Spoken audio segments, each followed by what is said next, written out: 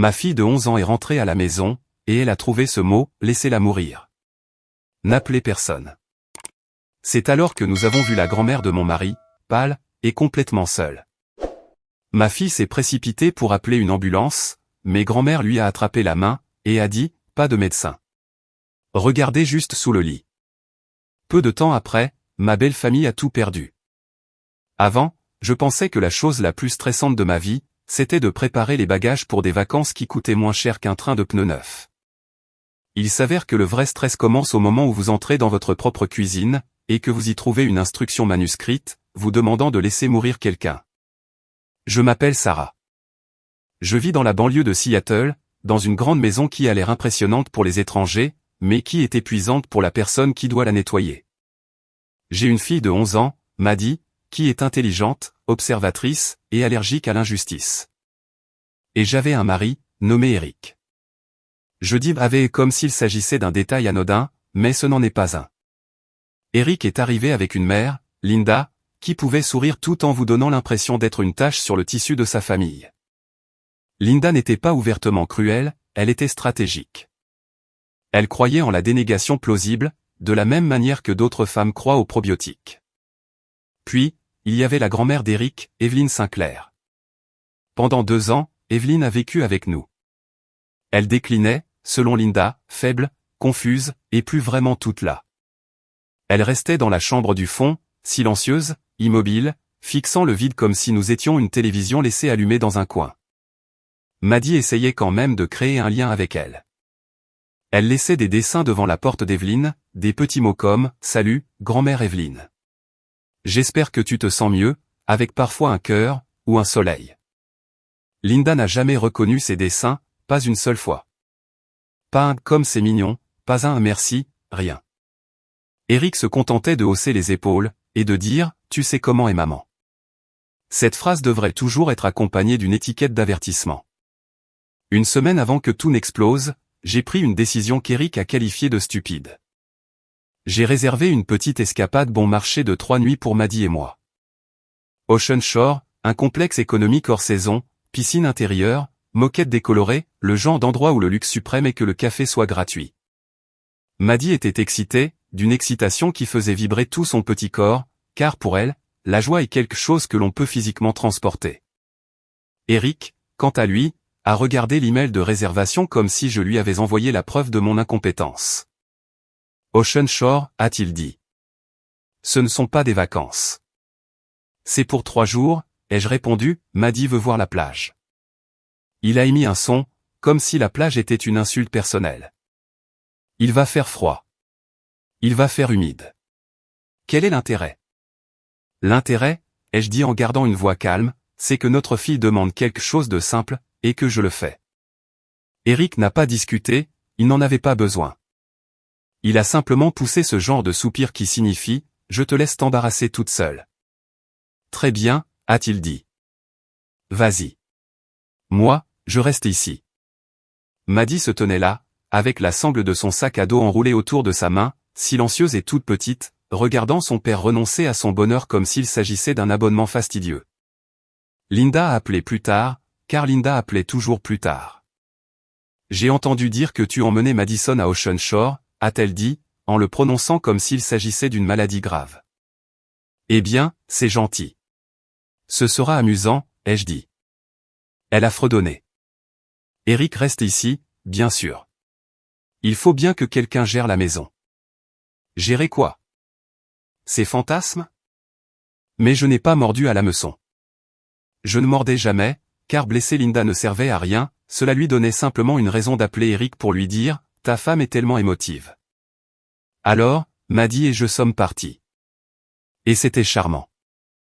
Pas un charmant et digne d'Instagram, ni un charmant de villa louée, juste un moment délicieux de la vraie vie. Nous avons mangé des frites sur le sable. Maddie a ramassé des coquillages comme s'il s'agissait d'artefacts inestimables. Nous nous sommes baignés dans la piscine intérieure, en prétendant que l'odeur n'était pas agressivement chimique. Nous avons ri. J'ai à peine regardé mon téléphone. Cette partie-là me entra, car pendant que Maddie et moi jouions au mini-golf, Eric et Linda faisaient tout autre chose. j'ai découvert la façon dont les mariages modernes se terminent, par une publication sur les réseaux sociaux que vous n'étiez pas censé voir. Linda, avec des lunettes de soleil surdimensionnées, un cocktail tropical, et un sourire arrogant, a légendé une photo, enfin un vrai repos. Temps en famille. Derrière elle, Eric souriait comme un homme qui n'avait jamais eu à choisir entre son enfant et son ego. Et la balise de localisation indiquait « Moi ». Maddy l'a vu par-dessus mon épaule. Elle a fixé l'écran pendant un long moment, et a dit très doucement « Alors, nous n'étions pas invités ?» J'ai voulu mentir. J'ai voulu dire « Bien sûr que vous l'étiez, ma chérie, c'est juste compliqué. » Mais Maddy a 11 ans. Elle est assez grande pour reconnaître la différence entre ce qui est compliqué et ce qui est cruel. Non, ai-je admis. Nous ne l'étions pas. Elle a hoché la tête une fois, sans drame, sans larmes, rangeant simplement cette information dans un coin de sa tête. Puis, elle est retournée à sa collection de coquillages, comme si elle pouvait au moins contrôler cette partie-là du monde. Nous sommes rentrés à la maison le lendemain après-midi. Seattle nous a accueillis avec un ciel gris et un air humide, ce qui semblait approprié. Maddy chantait avec la radio. Je gardais les yeux fixés sur la route, en essayant de ne pas imaginer ce qui se passait à la maison. Je me disais que tout allait bien. Eric était égoïste, pas un criminel. Linda était méchante, pas diabolique. Evelyn était là-bas, tranquille, en sécurité. C'était ma deuxième erreur. Nous nous sommes garés dans l'allée vers 15 heures. La maison avait l'air normal, chère, immobile, comme si elle posait pour une photo, mais quelque chose n'allait pas. La lumière du porche était allumée en plein jour. L'air semblait trop calme, comme si la maison elle-même avait coupé le son. Maddy a sauté de la voiture la première, a fait rouler sa valise jusqu'à la porte, et l'a poussée avec son épaule. Puis, elle s'est arrêtée.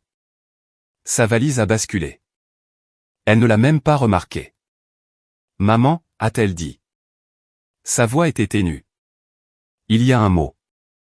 Je suis entré et je l'ai vu immédiatement.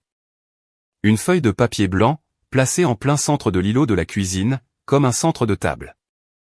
Maddy l'a lu à haute voix, parce qu'elle ne pouvait pas croire que ce soit réel, laissez-la mourir. N'appelez personne. Mon estomac s'est noué si fort que j'ai eu le vertige. J'ai arraché le papier. Pas de signature. Pas d'explication. Mais je connaissais cette écriture. Propre. Confiante. L'écriture de quelqu'un qui rédige des listes pour que les autres les suivent. Linda, a chuchoté Maddy. Est-ce que ça parle de grand-mère Evelyn? Je n'ai pas répondu. Je ne pouvais pas, car répondre reviendrait à faire de ce mot un fait, et non un cauchemar. J'ai descendu le couloir vers la chambre du fond. Maddy me suivait de près, comme si mon ombre avait appris à avoir peur. Le couloir arrière semblait toujours plus frais, plus sombre.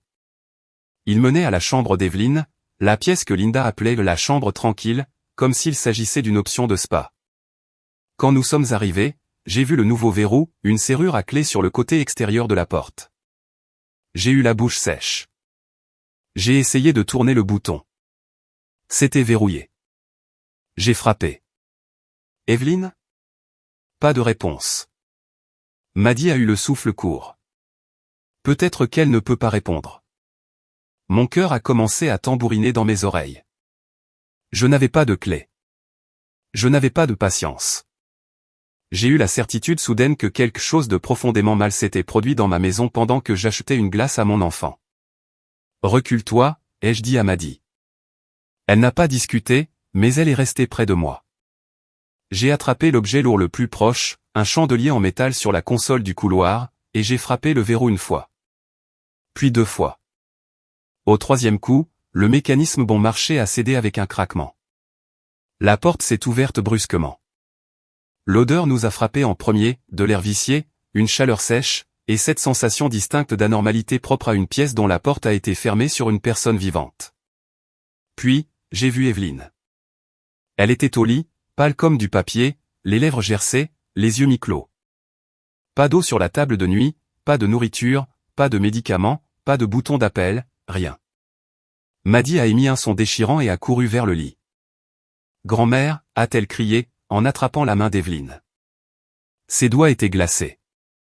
Maddy m'a regardé, terrifiée. Maman, elle est en train de mourir. J'ai agi par instinct, j'ai vérifié son pouls, faible, mais présent. Je me suis précipité dans la cuisine pour prendre un verre d'eau. Maddy avait déjà sorti son téléphone. Parce que Maddy ne se paralyse pas, Maddy agit. Elle a affiché l'écran d'appel d'urgence, le pouce tremblant. J'appelle le 911, a-t-elle dit. C'est à ce moment-là qu'Evelyne a bougé. Pas lentement, ni de façon fragile. Elle a attrapé le poignet de Maddy avec une force surprenante. Maddy s'est figée. Ses yeux se sont agrandis. Le regard d'Evelyne s'est aiguisé, soudainement concentré, et elle a murmuré d'une voix rauque mais claire, pas de médecin. Maddy a cligné des yeux. Mais vous. Evelyne a resserré sa prise, juste assez pour maintenir Maddy en place. Regardez juste sous le lit, a-t-elle dit. Elle a vu la panique de Maddy et a adouci sa voix. Pas d'ambulance, pas d'urgence. Pas encore, a-t-elle murmuré. S'ils me font sortir de cette maison avant que nous ayons documenté ce qu'ils ont fait, ils diront que c'était un accident. Donnez-moi 15 minutes, après vous pourrez appeler qui vous voudrez. Je la fixais. Ce n'était pas la femme que Linda décrivait. Ce n'était pas la grand-mère confuse qui ne savait pas quel jour on était. Maddy m'a regardé d'un air qui voulait dire, est-ce qu'elle hallucine? Est-ce que j'hallucine? Evelyne, vous avez besoin d'une aide médicale, ai-je dit. Je l'aurai, a-t-elle croassé. Mais pas encore. Sous le lit. Maddy a baissé son téléphone, mais n'a pas raccroché. Elle est restée là, prête. Je me suis agenouillé pour regarder sous le lit. Un bac de rangement en plastique était poussé tout au fond, caché, comme si quelqu'un l'avait intentionnellement placé là où personne ne le trouverait par hasard. Je l'ai tiré. À l'intérieur, de l'eau en bouteille, des sachets d'électrolytes, une petite trousse de premiers soins, un oxymètre de pouls, et une enveloppe scotchée à un téléphone bas de gamme. Une note adhésive sur le téléphone indiquait « Appelez Samuel ». Maddy a chuchoté « C'est qui, Samuel ?» Evelyne a relâché son poignet et s'est adossée, comme si elle venait de terminer la première étape d'un plan. « Mon avocat » a-t-elle dit. J'ai fixé le téléphone. Vous avez un kit d'urgence caché et un téléphone jetable? La bouche d'Evelyne a frémi. Oui. La voix de Maddy tremblait, entre l'horreur et l'admiration. Tu es genre. Une mamie espionne? Les yeux d'Evelyne se sont tournés vers elle. Je suis une grand-mère qui en a eu assez d'être sous-estimée. J'ai mélangé un sachet d'électrolytes dans de l'eau, et j'ai aidé Evelyne à boire lentement. Maddy surveillait ses signes vitaux sur l'oxymètre comme si elle s'était entraînée pour cela toute sa vie. Puis, j'ai pris le téléphone et j'ai appelé le seul contact enregistré. Ça a sonné 2 fois. Samuel Miller, a répondu une voix calme. Samuel, ai-je dit, en essayant de garder ma voix ferme. C'est Sarah. Je suis avec Evelyne. Elle m'a dit de vous appeler. Pas de surprise, pas de confusion. Est-elle réveillée, a-t-il demandé.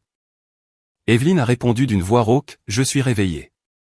Samuel a expiré, comme s'il attendait d'entendre cela. Mettez-moi sur haut-parleur. Je l'ai fait. Evelyne, a dit Samuel, sont-ils partis? Ils sont à Maui, a répondu Evelyne. Ils pensent que je serai morte d'ici leur retour.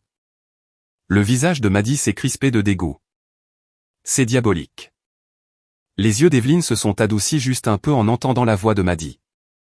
Samuel a repris, Sarah, écoutez attentivement. Prenez des photos. Le verrou, la pièce, le manque d'eau, tout. J'envoie de la sécurité et un professionnel de santé. Et Sarah, ne contactez ni Eric ni Linda. J'ai laissé échapper un court rire sans joie. Je n'en avais pas l'intention. Je suis occupé à découvrir que ma maison contient une salle de séquestration. Le ton de Samuel est resté constant. Evelyne, consentez-vous à l'intervention des forces de l'ordre? Oui, a dit Evelyne. Maddy a repris son téléphone. Si elle s'évanouit, j'appelle quand même le 911. Evelyne a regardé Maddy, et cette fois, elle a souri. Un sourire petit, mais réel. C'est juste, a-t-elle dit. Pendant que nous attendions, j'ai continué à donner de l'eau à Evelyne par petites gorgées. Maddy est restée à ses côtés, lui tenant la main.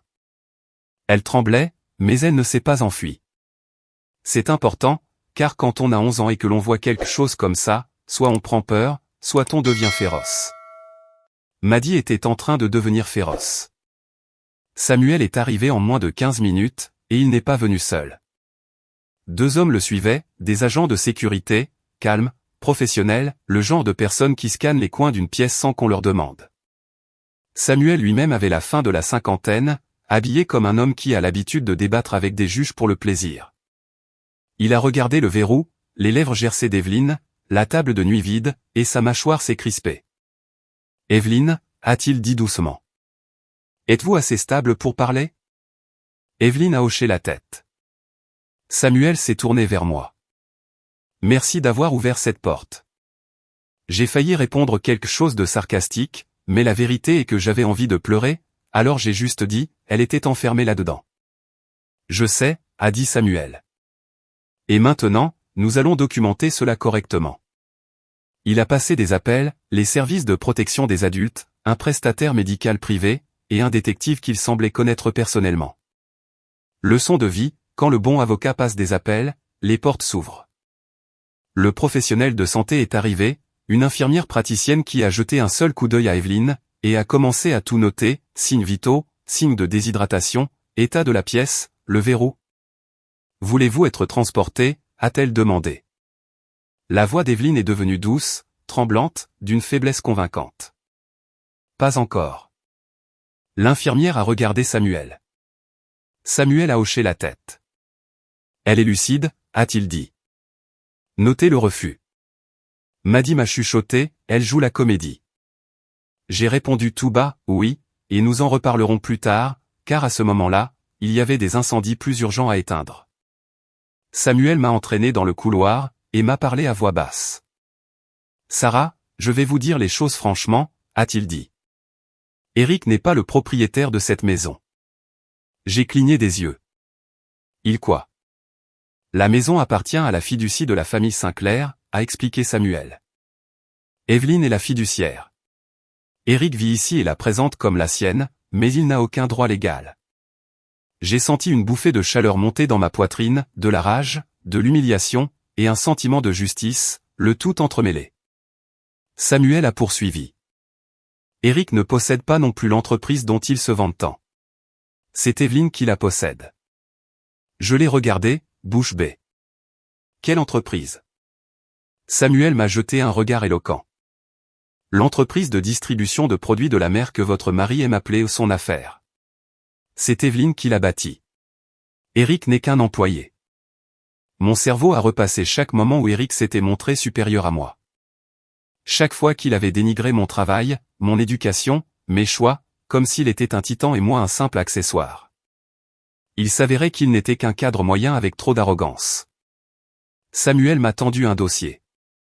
Evelyne m'a demandé de préparer des instructions d'urgence. Si on lui faisait du mal, ou si quelqu'un essayait, cela déclenche des actions judiciaires immédiates. J'ai ouvert le dossier, document de fiducie, révocation, liste de mots de passe, instructions pour geler les accès, nom des cadres clés, et une ligne qui m'a serré la gorge, en cas de séquestration ou de négligence, contacter les services de protection et la police. Procéder à l'expulsion des occupants. Ce n'était pas une vieille femme confuse. C'était une femme qui avait tout prévu. De retour dans la pièce, Evelyne a désigné le tiroir de sa table de nuit. La tablette, a-t-elle dit. Je l'ai sortie. Elle contenait une application de sécurité domestique avec plusieurs angles de vue, la cuisine, le couloir, le salon, l'entrée extérieure. Des séquences vidéo. Pas un drame basé sur des paroles, mais une preuve visuelle. Le genre de preuve qui tient devant un tribunal. Evelyne avait le regard vif pendant qu'elle observait mon visage. J'avais besoin de voir ce qu'il ferait s'il me pensait sans défense, a-t-elle dit. J'ai dégluti. Pourquoi ne me l'avoir pas dit? Parce que je n'étais pas sûr que vous soyez en sécurité, a-t-elle répondu franchement. Et parce que Linda peut flairer la sympathie comme on flaire le sang. Maddy s'est rapprochée, fixant l'écran. Tu les surveillais? Je les étudiais, a corrigé Evelyne. Evelyne a tapoté un dossier nommé Archives, avec des dates remontant à plusieurs mois. Regarde ça, m'a-t-elle dit, en désignant un fichier. La vidéo montrait Linda tenant le nouveau verrou. Eric se tenait à ses côtés, avec un sourire narquois. Linda l'a installé comme si elle améliorait la maison, et non comme si elle emprisonnait un être humain. Eric a ri.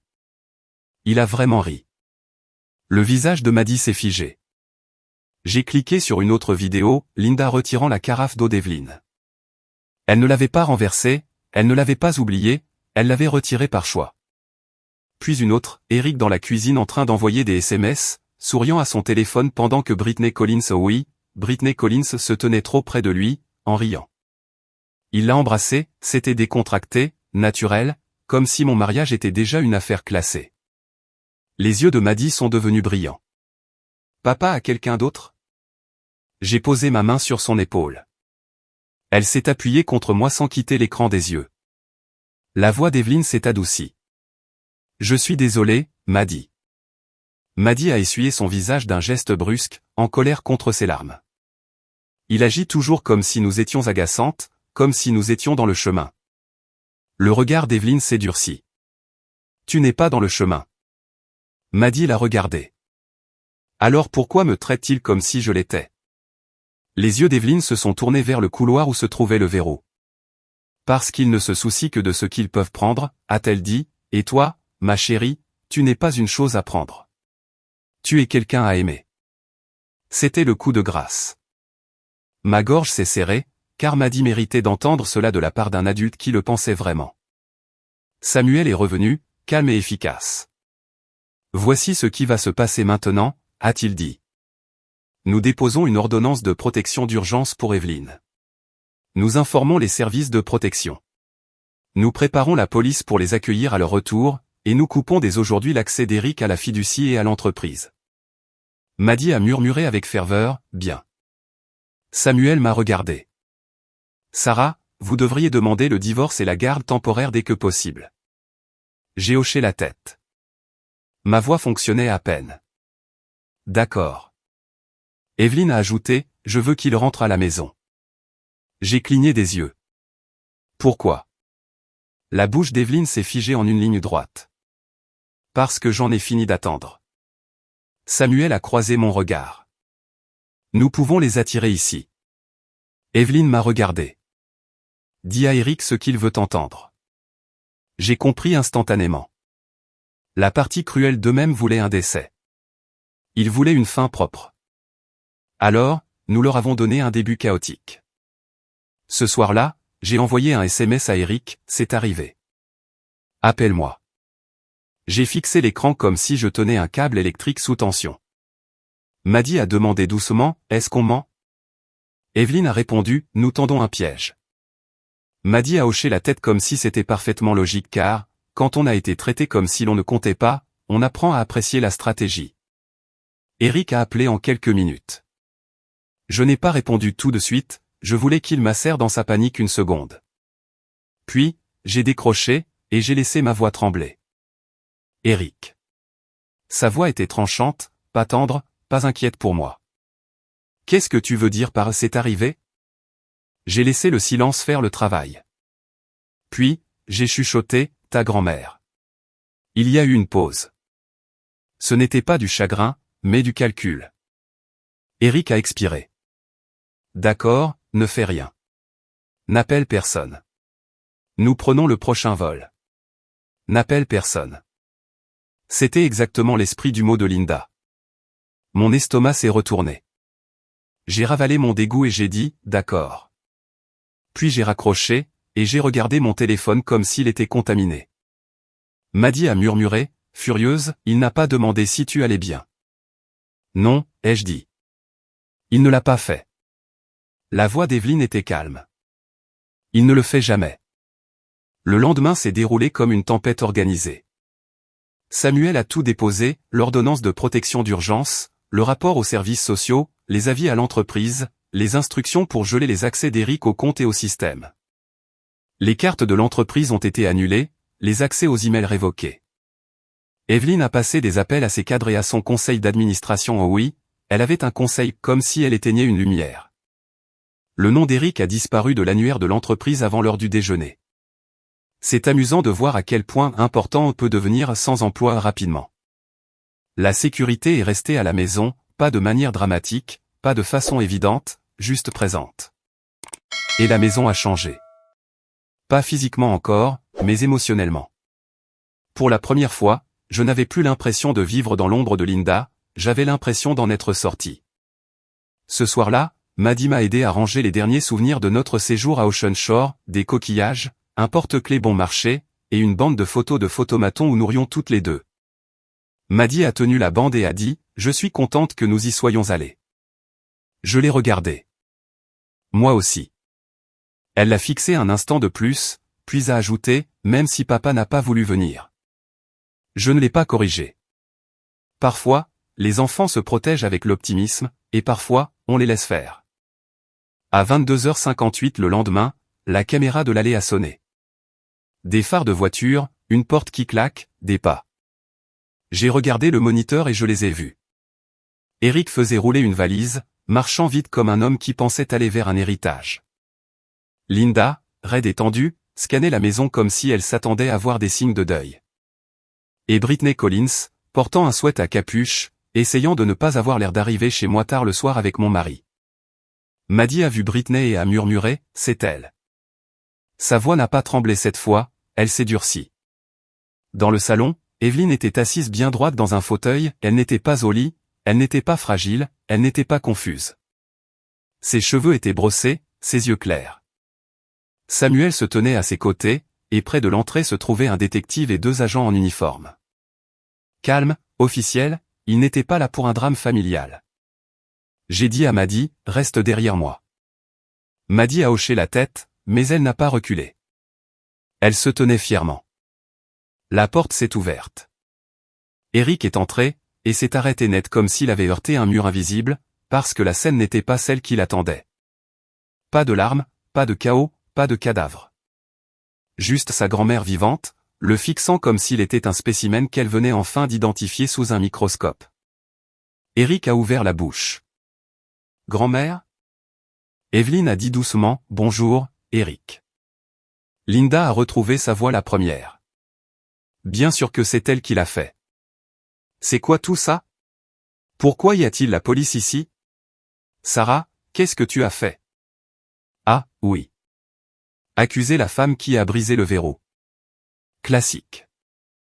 Le détective a fait un pas en avant. Madame, nous sommes ici suite à un signalement de suspicion de maltraitance envers une personne âgée, et de séquestration illégale. Le visage d'Eric s'est décomposé. C'est insensé. Evelyn n'a pas élevé la voix, elle n'en avait pas besoin. Vous m'avez enfermé dans une pièce, a-t-elle dit. Sans eau. Linda a ricané. Vous alliez très bien. Nous n'étions partis que quelques jours. Sarah exagère. Le rapport écrit de l'infirmière praticienne était posé sur la table basse, bien classé. Samuel l'a tapoté doucement du doigt. Les documents médicaux disent le contraire, a-t-il déclaré. Eric a essayé de parler. Grand-mère, écoute. Evelyn l'a coupé d'un seul mot, non. L'air a changé de consistance. Parce qu'un non venant d'une femme qui a toujours dit oui résonne comme le tonnerre. Samuel a fait un signe à l'officier, et lui a remis les preuves imprimées, des photographies du verrou, du mot, de la table de nuit vide, des signes de déshydratation, et une sélection de clips vidéo. Pas des clips de films d'espionnage, des vrais clips. Linda installant le verrou. Eric se tenant là. Linda retirant l'eau. Eric passant devant la porte sans s'arrêter. Brittany dans la cuisine, trop près d'Eric, riant pendant que Linda tapait sur son clavier. La respiration d'Eric est devenue superficielle. Maddie a murmuré juste assez fort, c'est vous qui avez fait ça. Le regard d'Eric s'est posé sur elle. Pendant une fraction de seconde, j'ai vu qu'il se souvenait qu'elle existait. Puis son visage s'est durci. Maddie, c'est... Maddie l'a interrompu car, apparemment, ma fille avait enfin atteint sa limite de silence poli. C'est quoi, a-t-elle lancé. Un malentendu ? Vous l'avez laissée enfermer. Vous avez laissé un mot nous disant de la laisser mourir. Les yeux de Linda ont lancé des éclairs vers Maddie, comme si elle voulait la gifler du regard. Voilà pourquoi les enfants ne devraient pas se mêler des affaires des adultes, a sifflé Linda. Maddie a levé le menton. Alors les adultes devraient arrêter de faire des choses malfaisantes devant les enfants. Le détective a regardé Eric. Monsieur, approchez-vous par ici. La voix d'Eric a monté. J'habite ici. Samuel a parlé calmement. Non, ce n'est pas le cas. La maison appartient à la fiducie de la famille Sinclair. Evelyne est la fiduciaire. Vous avez reçu un avis d'expulsion pour violation de propriété, et nous avons déjà demandé au tribunal une ordonnance de protection d'urgence. Eric a cligné des yeux rapidement. Quoi? C'est. La voix d'Evelyne était presque douce. Tu aimais l'appeler ta maison. Je te laissais faire. Ça te donnait l'impression d'être important. Le visage d'Eric est devenu pourpre. Linda a bafouillé. C'est ridicule. C'est son petit-fils. L'expression de l'officier n'a pas bougé. Retournez-vous, monsieur. Eric a regardé les menottes comme s'il s'agissait d'une trahison personnelle. Vous m'arrêtez pour une histoire de famille. Le ton du détective était plat. Maltraitance de personnes âgées, séquestration illégale, et nous enquêtons sur une exploitation financière. La voix de Linda a grimpé dans les aigus. C'est Sarah qui a fait ça. Elle manipule Evelyne. J'ai ri. Je n'ai pas pu m'en empêcher. C'était soit rire, soit hurler. Linda, ai-je dit, je reviens tout juste d'un hôtel à petit budget avec un gaufrier en panne. Je ne suis pas le génie criminel de cette histoire.